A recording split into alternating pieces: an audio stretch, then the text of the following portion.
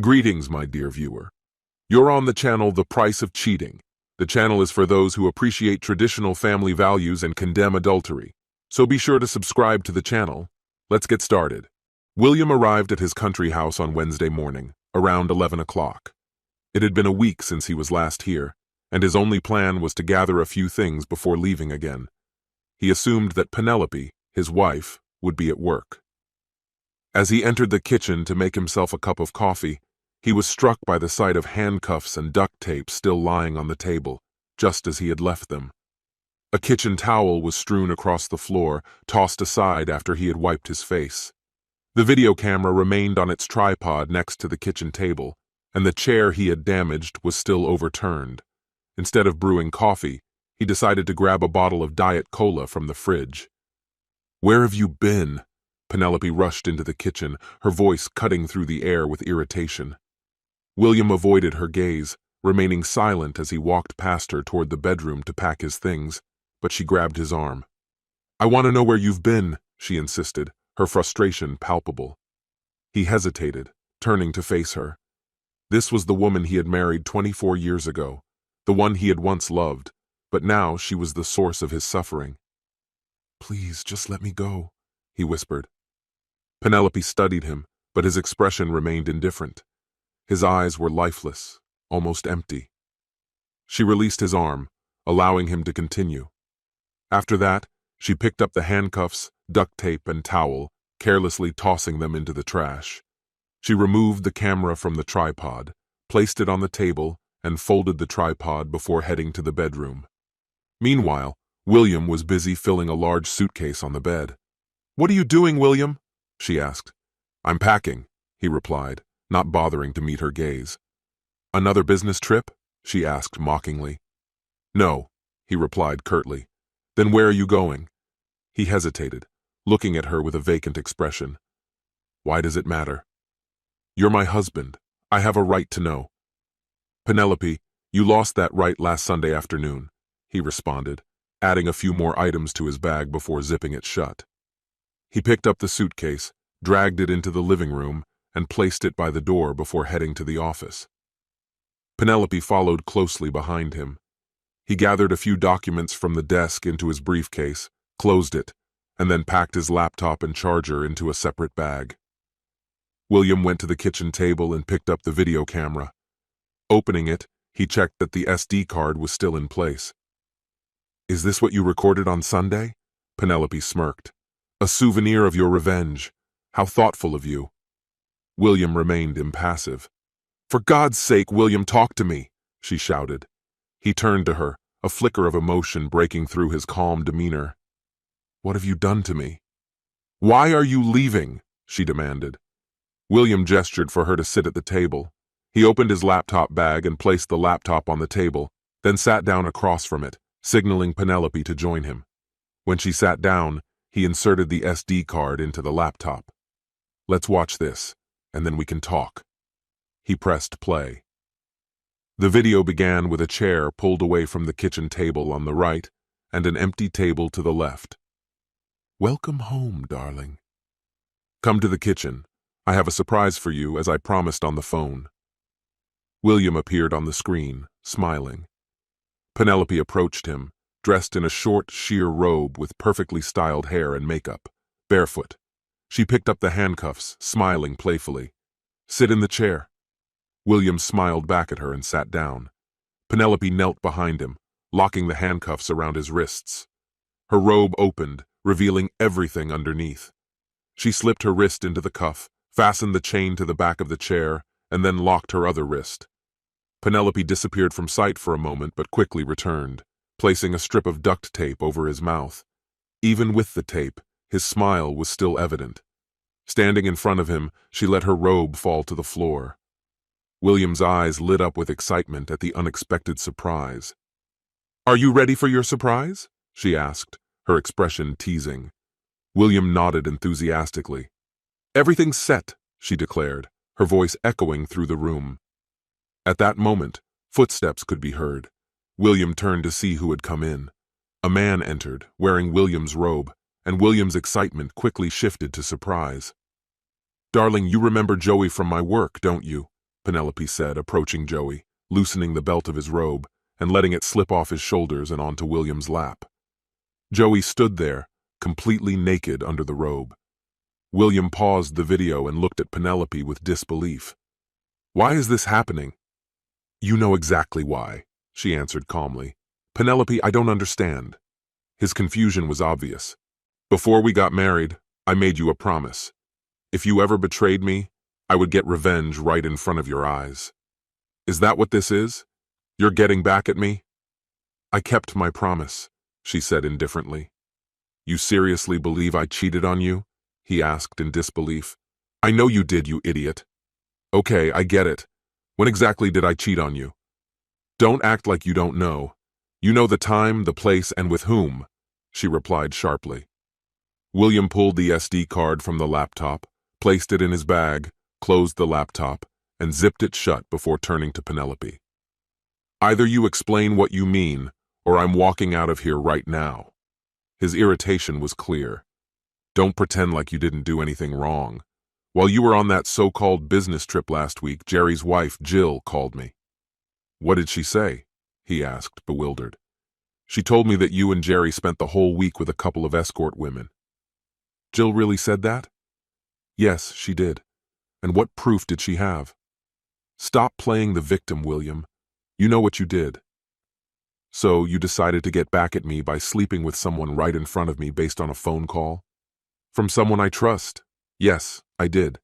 You took her word without any real proof." "I didn't need proof. Penelope, you tied me up, then slept with another man right in front of me. You humiliated me based solely on hearsay." "Exactly. That's exactly what I did." William shook his head, trying to process it all. "But you didn't even bother to talk to me. You made your decision and carried out your revenge without discussing it with me first?" "Correct. Now we're balanced." "Balanced? Do you really think this evens the score?" "Yes, that's exactly the point. Not that it matters now, but I want to clear up a few things." "Go ahead, I'm listening." "I was at a conference all last week. Jerry wasn't even there. 2 months ago, he was kicked out of the group because of an affair with a colleague, and since then, he's completely disappeared from my life. During that time, I was at a conference. Every day that week, from dawn until late at night, I sat at a table on stage, participating in sessions that were all recorded. After the day's program ended, the participants would gather late into the night, strategizing for the next day. Numerous witnesses can confirm my whereabouts during that time. I stayed at the hotel until it was time to leave for the airport after the event ended." "So, you deny the accusations?" "Absolutely. It's hard for me to accept that. I have plenty of evidence of my activities throughout the week, whereas you seem to rely on a phone call from someone who wasn't even there. That strikes me as a weak argument. Our beliefs don't change the facts. At one time, I believed I was married to a kind and loving woman, only to find out on Sunday that I was actually with someone corrupt and cruel, who values me so little that she emotionally and physically undermines me without any real proof of my guilt." Penelope remained silent. "I'm leaving. Expect to hear from my lawyer in a few days. I don't plan on divorcing you. That's what this is really about, isn't it? We're even now. Penelope, I didn't betray you. Haven't you been paying attention? I'm no fool. Do you still believe your actions are justified?" "I believe so, yes." "Then we have nothing more to discuss. Just contact Jill and find out what evidence she has. I'm genuinely curious. That said, honestly, it doesn't matter anymore." Without another word, William left the house. He returned to his hotel room and copied the video onto 3 DVDs. He had already scheduled a meeting with his lawyer and had returned to where he started the divorce process. The basis for filing the case would be infidelity. He handed the lawyer a copy of the DVD. The prenuptial agreement would hold up, backed by the evidence on the disc. William personally delivered the filed documents to Penelope. The lawyer suggested resolving some financial matters quickly, and William handled them immediately after leaving the lawyer's office. He silenced his phone and checked it when he got back to his hotel room. The first call from Penelope came about 15 minutes after he left, followed by a quiet pause of about 2 hours. After that, the calls started coming in every 5 minutes. He only listened to one voicemail, the first after the 2-hour pause. "Oh my God, William, I finally got in touch with Jill. She was drunk. Please call me. I've ruined everything. Please call me." William deleted all her calls and messages without listening further, then erased her texts and emails from his phone. The notifications kept coming. When the calls came in, he watched the numbers. He also noticed calls from Penelope's father, mother, and sister. He decided to call back Sean, her father. "Hi, Sean. It's William. I know who you are. I can read, you know. What the hell did you do to my daughter?" "I didn't do anything to her except not answer her calls." "Damn it, she's a mess. What's going on?" "Sean, if you want to know what happened, you need to talk to Penelope." Anger consumed him. "There's no point in arguing. Talk to her." William remained calm, answering politely. "Did you sleep with someone else?" "Just talk to Penelope. You're a scoundrel. I should come over and teach you a lesson." "Sean, just listen. If you really want to understand what happened, you need to talk to Penelope. I refuse to discuss this with you, Mary, or anyone else. Talk to Penelope." "You're a coward. You're really letting her down, aren't you?" "Goodbye, Sean." William hung up. Almost immediately, Sean tried calling again, but William decided to ignore the call. Soon after, her mother, Mary, called. He deleted their voicemails before heading to dinner, then returned to his room for the night. On Thursday morning, he bought a new phone but kept the old one for now. He went to work and decided to take a significant leave. He provided his new number but asked that it be kept confidential. Reaching the outskirts of the city, he rented a small furnished apartment and signed a 1-year lease. Then William stopped by the grocery store to buy food and household supplies. By the end of the day, he had everything set up in his new home. The next morning, his lawyer contacted him. They met at the courthouse, where he signed the necessary documents. After filing the papers, he received a copy to give to Penelope. Although her copy didn't require a signature, the lawyer advised him to have an impartial witness present when handing over the document. William contacted Penelope, and they arranged to meet for lunch at a restaurant they both liked. When Penelope arrived, William was already sitting at a quiet table in the back of the room. She was well dressed, and he noticed that she looked attractive. As she approached, he stood to greet her. Penelope hugged him, but when she leaned in for a kiss, he turned his cheek. Her disappointment became clear as she settled into her seat across from him. "William, I know I made a mistake. I want us to move forward and start fresh." "I agree. It's time to let go of the past." William declined the waitress's offer. It was Lynn, a familiar face. "What would you like to drink?" she asked with a friendly smile. "2 Diet Colas," Penelope replied. "Lynn, could you stay for a moment?" William said, reaching for the divorce papers and handing them to Penelope. "Penelope, these are divorce papers. Lynn is here as a witness to confirm that you've been served." "Thank you, Lynn." Penelope's face turned pale as she looked at the documents. Lynn left to get their drinks. "William, you said you wanted to move forward and put this behind us." "That's exactly what I'm doing. I'm moving on." "But William, I made a mistake. This isn't what I meant." "Penelope, we were married for over 24 years. Until Sunday, those were the happiest years of my life. I loved you deeply. More than I've ever loved anyone, and probably ever will again." "Don't throw that away, William. Our marriage was strong." "It was, but it's not anymore. Last Sunday you destroyed our marriage and my love for you. I made a mistake. Can't you see that? Let me share what I see when I look at you or when I close my eyes. I see the woman I once adored. I see him with you at this table, hearing you say how much you enjoy it and how he's better than me. That's the image I carry now, Penelope. Not the woman I loved. You ended her that day." "William, you've completely misunderstood the situation." "Not at all. Your actions were intentional. The mistake lies in your reasoning, not in what you did. I warned you that if you ever betrayed me, I would take revenge right in front of you. You knew what could happen, and you agreed to it." "That's true. I just never thought it would come to this." "What did I say would happen if you were unfaithful?" Penelope's gaze dropped to the table. "You said we would get divorced. Did you enjoy it?" "Yes, but I didn't really betray you." William handed her a DVD. "This is for you. Here's the proof of your affair with Joey. William, it wasn't an affair. It was revenge. Lynn returned with the drinks and took their lunch orders. Penelope, any intimate relationship outside our marriage qualifies as an affair, and if both partners aren't in agreement, it's betrayal. We can work this out, William. Let's go to therapy. No, Penelope, that's not an option. You've shown a side of yourself that destroyed the woman I once adored. You broke my heart. I don't want a divorce. I'll fight for us. On Sunday, you showed me a different side of yourself. I also have a side you wouldn't want to see. What side is that? The one that can match your cruelty, heartlessness, and vindictiveness from Sunday. I refuse to justify a mistake. I will take full responsibility for my actions. That's not who you really are, and you know it. Funny, I was just thinking the same thing about you. God damn it, William. It was a mistake. No, it was a deliberate act of revenge. What did you tell your parents? I told them we had a misunderstanding and that we'd work it out. A misunderstanding about what? Penelope fell silent, her gaze lowered. What was it about, Penelope? I told them you had been unfaithful. You didn't tell them the whole truth. No.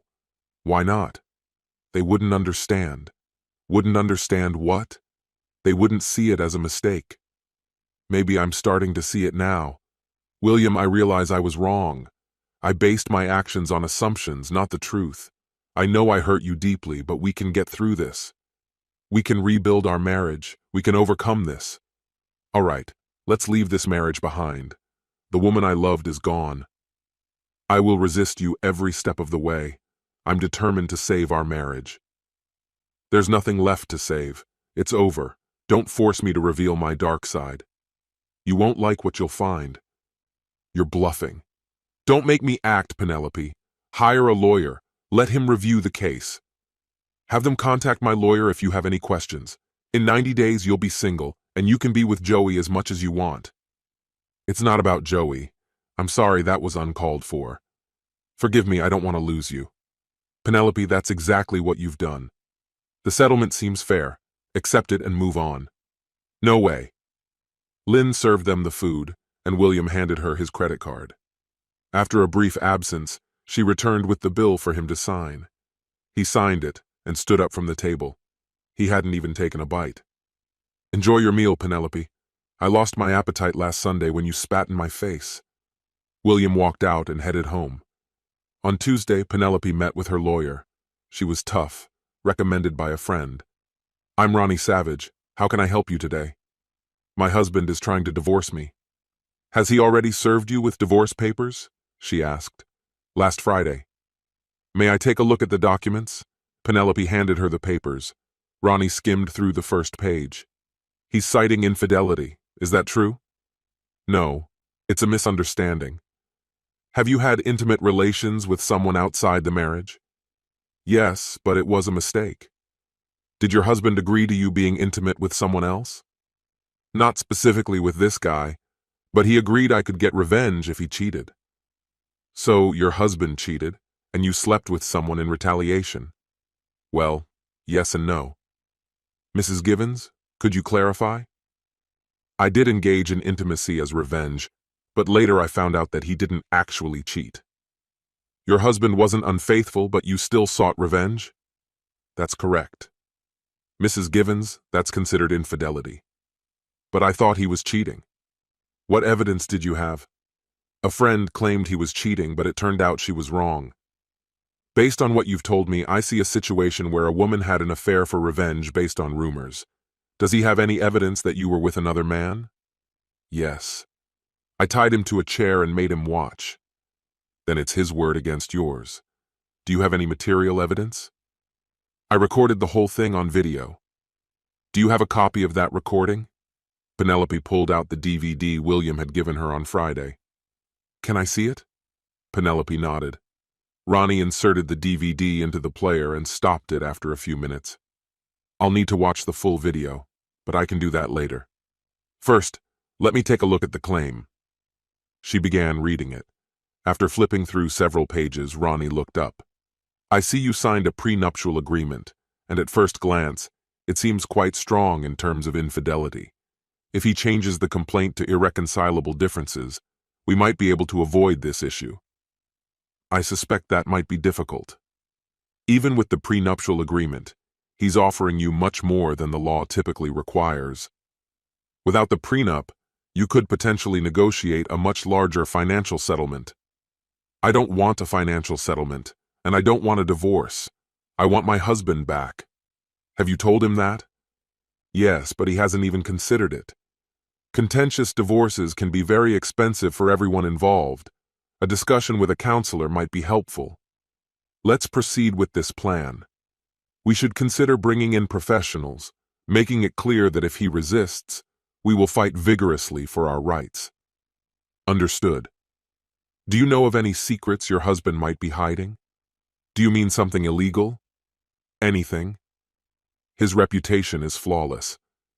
Has he ever shown aggression or threatened you? He's never raised his voice at me, not once. I will thoroughly review all the documents. I'll get back to you in a day or two. Does he have a copy of this DVD? Penelope nodded in acknowledgement. It was Wednesday when Ronnie contacted her. Mrs. Givens, he has a strong case. The video you recorded is highly incriminating and you don't want a judge to see it. Let's start with what we discussed. We are proposing 6 weeks of family therapy. I'm willing to do whatever it takes to get my husband back. 2 days later, William's lawyer contacted him, requesting a meeting. He arrived at the office that same day. William, they are offering 6 weeks of couples therapy. What happens if I refuse? They will do everything they can to challenge us. I'm against it. What's your perspective? She's hired Ronnie. Isn't she one of the best lawyers? Is she better than you? I'm the best of the best. Are you ready to fight? I'll fight decisively if necessary. Then let's simply refuse and see how it plays out. Keep me posted. That evening, William called Penelope. Penelope, I've decided not to go through with therapy. I warned you that if you kept arguing with me, you'd see a side of me you might not like. Why are you acting this way? Just put an end to this absurd divorce and come back home. Penelope, that's not going to happen. This is your last chance to resolve this peacefully. I won't reach out again. I'm ready to stand my ground, William. I don't want a divorce. This is your choice. William hung up. The following Monday, Penelope filed a countersuit, citing irreconcilable differences and requesting everything. 2 days later, the local school board and the institution where Penelope worked received documents outlining the inappropriate behavior of 2 of their married educators, Penelope Givens and Joey Carr. The documents contained explicit images of the pair in compromising situations. That same day, an emergency closed meeting of the school board took place, and both educators were dismissed. On that day, Joey's wife received a DVD in the mail containing the names and contact details of everyone involved in the video. After watching it, she called William. Hello, is this William Givens? This is Tammy Carr, Joey's wife. Did you send me this DVD? Yes, ma'am, I'm very sorry, but I thought you should know. When was this filmed? Last Sunday at my house? Is that you on the chair? Yes. And the video is real? Absolutely. It wasn't faked. Is that woman your wife? For now, but I've filed for divorce. That's all I needed to confirm. Sorry to bother you. Tammy ended the call. Her next step was to contact a divorce attorney. The following day, Joey called Penelope, blaming her for exposing him with her act of revenge and jeopardizing his job and marriage. Despite losing her job and receiving Joey's call, Penelope refused to back down. As yet another week passed without any news from William's lawyer, he realized it was time to take decisive action. Penelope's family received a DVD in the mail, and after a brief viewing, they began questioning her, expressing their discontent. At that moment, William's old mobile phone rang. It was her sister. William, how could you do this? Penelope really loves you, she exclaimed. Mandy, her way of showing it is quite foolish. This was an act of revenge. So, she hasn't told you the whole story yet? What story are you talking about? Mandy, I never betrayed her. Someone called her claiming I was untrustworthy and she took it at face value, believing it without question. Is this her idea of revenge? William, you know Penelope isn't stupid, Mandy replied. Then ask her directly. Tell her that if she stops resisting the divorce and allows it to proceed, We can end this. If she continues to fight, things will only get worse. Can you handle that? Have you even watched the DVD? I insisted. I could only manage the beginning. Watch the whole thing, and then decide whether your sister truly loves me. Think about it. I'll do that, but I still think you should try to work things out. Mandy, you've known me since childhood. I'm not a bad person. Please just watch the DVD. All right, I'll watch it. An hour after their conversation ended, Mandy received another call. Oh, William, I'm so sorry. I see everything much more clearly now, but I still need to talk to Penelope. Tell her that if she stops fighting the divorce, everything will be resolved. If she continues to resist, things will only get more complicated. I'll tell her. Mandy arranged a face-to-face meeting with Penelope. After confirming William's version of events, she relayed his warning to her. However, Penelope remained firm in her decision. Mandy then informed their parents of Penelope's actions and William's request to withdraw the counterclaim. That evening, Penelope's parents visited her and collected copies of both legal documents. Sean, a family friend with legal expertise, reviewed the papers and the prenuptial agreement, advising Penelope to consider William's offer and quietly proceed with the divorce court. Nevertheless, Penelope stuck to her decision. Another week passed without word from his lawyer, prompting William to take more drastic measures. Penelope taught Sunday school at the same church her parents attended. Flyers with explicit images of her with another man were distributed to every cell of the church's women's association and to the pastors. The eye-catching headline read, "Should this woman be teaching your children?" On Sunday, Penelope's parents felt more like outcasts than members of the congregation. After the service, the pastor pulled them aside for a private conversation, explaining the situation and handing them a letter addressed to Penelope, stating that her services were no longer required. Along with it was a copy of the flyer. When they showed it to Penelope, she broke down in tears but still refused to withdraw her counterclaim. She reported William's actions to her lawyer, claiming that sharing the recording with her family wasn't illegal. The DVD clearly showed Penelope telling William that she made the recording for him. Since it was his property, he had every right to share it with any consenting adult. The flyers had been distributed anonymously, and without a thorough investigation, they couldn't be traced back to William. Ronnie advised her to reconsider her counterclaim, while Penelope's family continued to urge her to let it go. The situation began to take a heavy toll on their lives. Sean contacted William to express his concerns. William reiterated his demands to Sean, but Penelope remained resolute. Just a few days later, flyers started appearing among Penelope's neighbors and friends, featuring only her last name and contact information. Penelope was overwhelmed by a flood of unwanted calls and emails. Her car, driveway, and yard were littered with trash. After a week of silence, William finally decided to update his social media profile, starting with vague hints and gradually moving toward deliberately obscured images. Just a few days later, Penelope received an email from an adult website thanking her for a video featuring her. When a news crew appeared at her door, it pushed her to contact her lawyer and withdraw her countersuit. She requested a meeting with William, who agreed but insisted that it take place at his lawyer's office. They met a few days later, and Penelope appeared as a shadow of her former self. She had lost weight and looked utterly exhausted, as if she hadn't slept for days. "William," Penelope said softly, sitting across from him, "I've dropped the countersuit. You've won." "No, William," she continued. "I've lost. I've lost the man I loved. I've lost my marriage. I've lost everything that mattered." "There's a side of you I never saw before," he said quietly. "I wish you hadn't seen it," she replied. "What can I say? I can't face anyone. Finding a job seems impossible, and staying here is unbearable. Everyone treats me like I'm trash." "We've both been through so much, haven't we?" he asked. "Yes, William, we have," she answered. Tears glistened in his eyes, threatening to spill. "I know it's too late, but is there any way to fix what I've done other than wishing I could turn back time?" "No, not really," she replied as he stood to leave. Penelope stood up and opened her arms for a final embrace, tears streaming down her face. William hesitated, stepped toward her, but then stopped. Tears rolled down his cheeks. "I can't, Penelope. It would betray the woman I once loved." He lingered for a moment before heading to the door.